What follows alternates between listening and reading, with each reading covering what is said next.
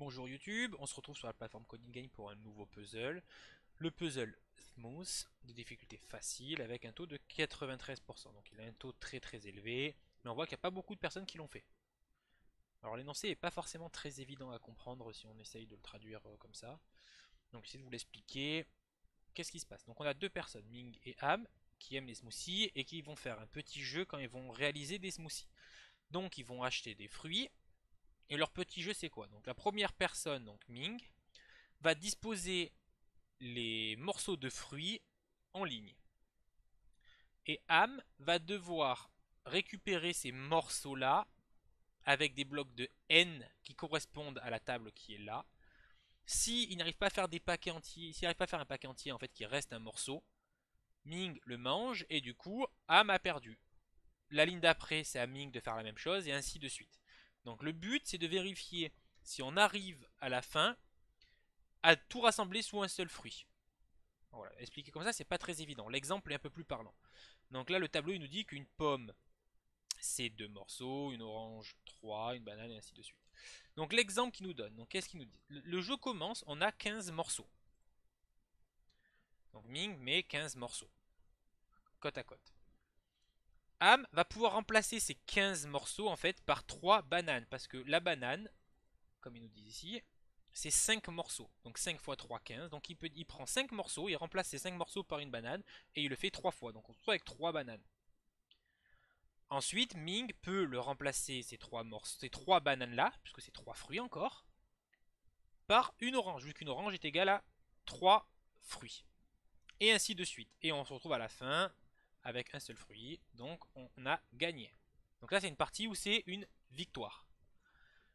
Si la partie commence avec 7 pièces de fruits, 5 morceaux, on voit que c'est pas possible. 7 étant premier, il ne sera jamais divisible par un des autres. On ne peut pas faire d'addition, c'est-à-dire qu'on ne peut pas dire que je donne une banane et une pomme, ce qui ferait bien 7. Il faut que ce soit d'un seul groupe de fruits. Donc voilà. Le jeu est un peu compliqué à comprendre la première fois qu'on y tombe dessus, mais finalement, c'est pas si compliqué que ça à coder. Il suffit de vérifier si notre chiffre est divisible par un des trois qu'on vient de dire, donc par un des trois chiffres qui est en fait 5, 5, 3 et 2. Alors comment on va faire? Donc là on récupère, donc en entrée on va vérifier comme ce qu'on a en entrée. En entrée on a un premier chiffre qui est le nombre.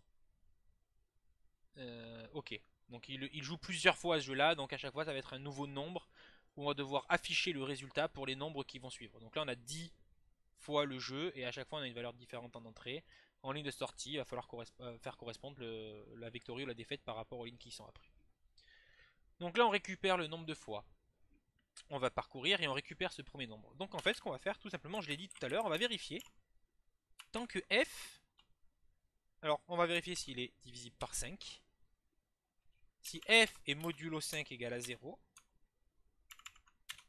ou si f modulo 3 est égal à 0, ou si f modulo 2 est égal à 0. Et tant que ça c'est vrai,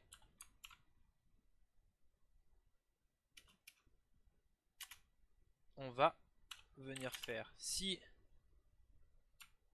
On va revenir... Donc là on sait que c'est vrai pour au moins des cas quand on est là, et on va le refaire tout bêtement. Si c'est égal à 0, alors le nouveau f est égal à f divisé par 5.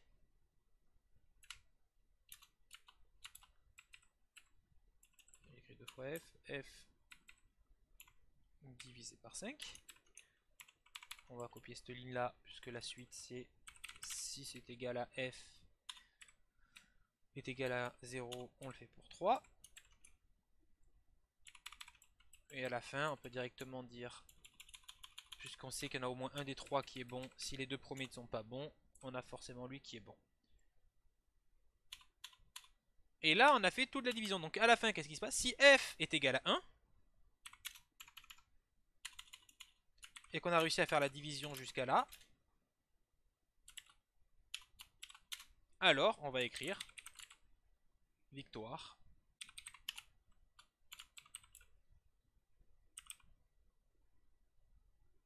Victory. Tac. Sinon, on va écrire. Et normalement, ce puzzle est terminé. Alors on a un problème là, la boucle, fort, on a oublié de la fermer ici. On la supprime en haut.